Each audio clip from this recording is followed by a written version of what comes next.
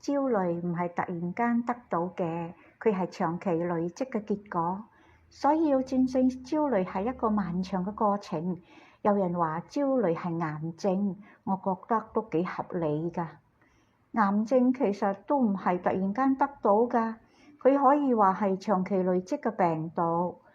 但目前嘅癌症可以通過手術切除之後，大多數都可以徹底好返㗎。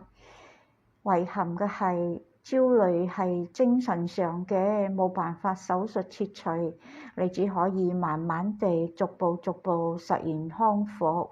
癌症同焦慮嘅康復都係一個漫長嘅過程，唔係要嚇你啊！治療過程係唔可以着急，好多時候着急會令你陷入更多嘅焦慮，更唔容易走出嚟。